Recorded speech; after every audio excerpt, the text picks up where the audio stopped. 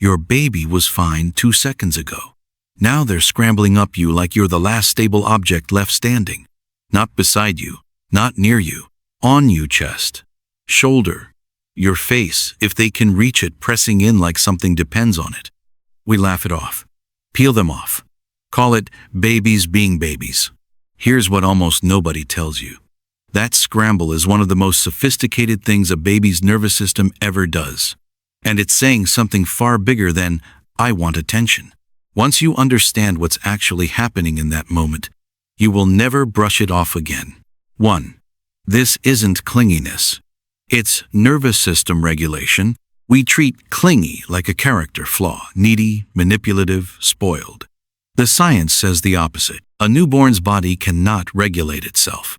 Heart rate, cortisol, temperature, breathing, none of it is mature enough to self-manage in year 1. That job has to be outsourced. To you, the Harvard Center on the Developing Child calls this co-regulation, the process by which is less than sight index equals 1 minus 9, 1 minus 10, is greater than a caregiver's calm. Regulated nervous system helps organize a baby's dysregulated. 1 is less than. Sight is greater than. When your baby flattens themselves against you, your slower heartbeat starts pulling theirs down. Your breathing rhythm bleeds into theirs. Your body heat evens out theirs. This isn't a nice sentiment, it's physiology you can measure. Research published in the journal Biological Psychiatry found that infants with steady physical contact from caregivers had lower stress hormone levels and steadier autonomic responses than infants who got less contact. So when they climb on, they're not misbehaving. They're doing exactly what evolution built them to do, borrowing your nervous system until they've grown one of their own. 2. Your heartbeat is the oldest, most familiar sound in their world. Before your baby ever heard your voice clearly, before they saw your face or learned your smell, they knew your heartbeat. 9 months of it.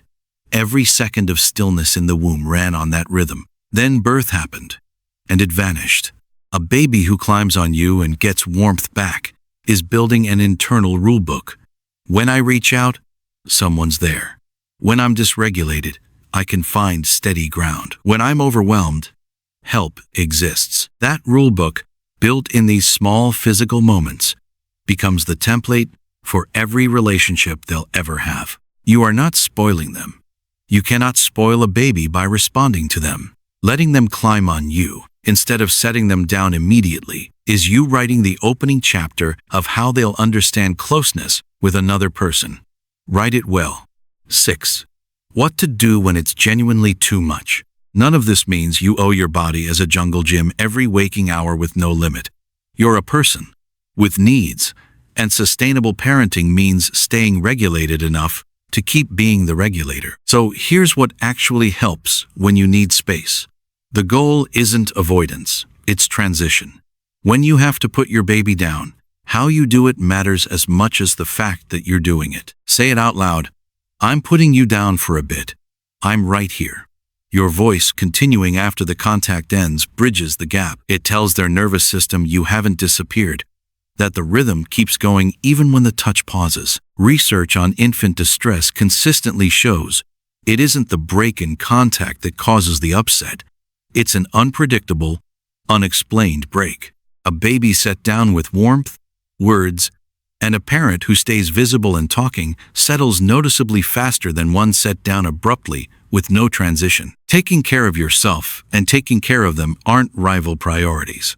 A regulated parent is the single most valuable resource a baby's nervous system has access to. So the 5 minutes you take to breathe, eat, or just sit without anyone touching you that time makes you better at the part that matters most.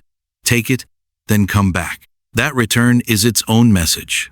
I always come back. Repeated 1,000 times over the early years, that message becomes the foundation for everything else. When your baby climbs on you, they're not being difficult. They're being exactly what millions of years of evolution built them to be. Seeking the one body their nervous system trusts. Borrowing your heartbeat to calm their own. Checking that you're still real. Asking without words how the world is today. And every time you meet that with warmth instead of impatience, you're answering a question they'll carry for the rest of their life. Am I worth reaching for?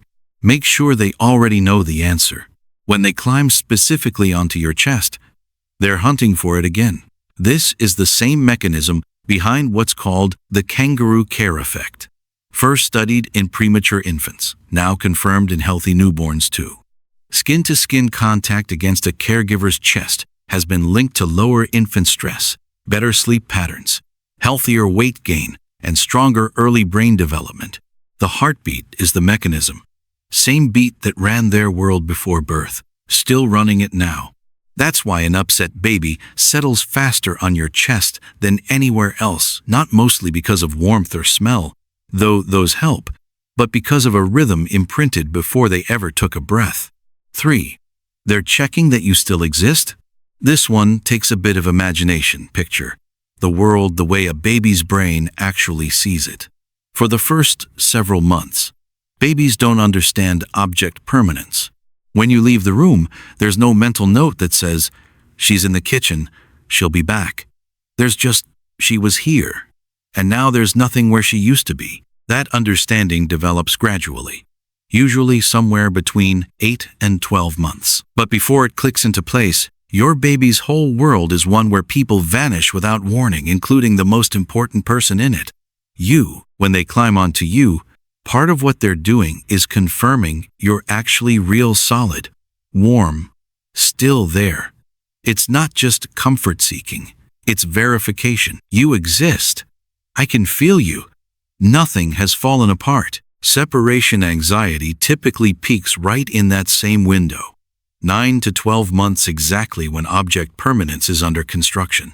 Research consistently finds that the babies most upset by separation are the ones whose brains are actively wiring the concept of, "You still exist, even when I can't see you."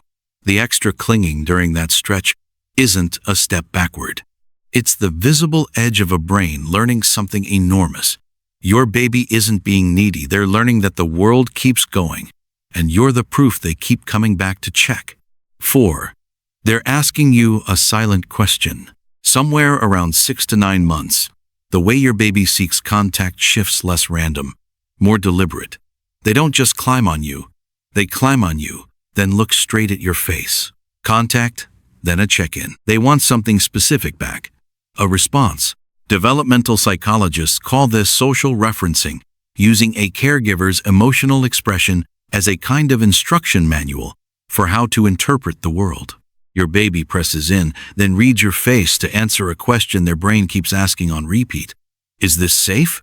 Are you okay?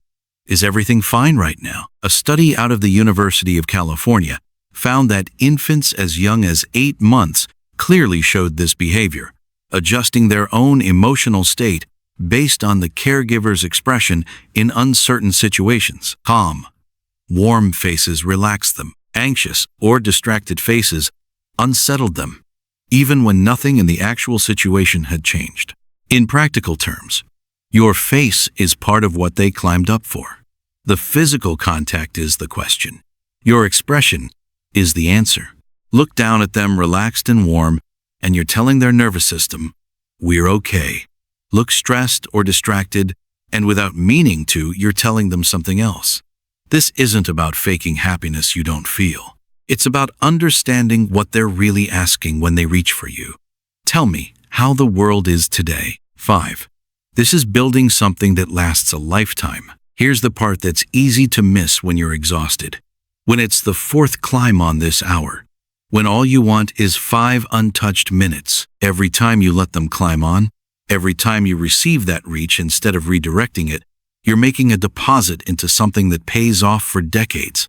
Secure attachment. The Minnesota Longitudinal Study of Risk and Adaptation tracked people from infancy into their 30s and found that those who developed secure attachment as babies showed stronger emotional regulation, healthier relationships, more resilience under stress, better mental health, and higher academic achievement than their insecurely attached peers.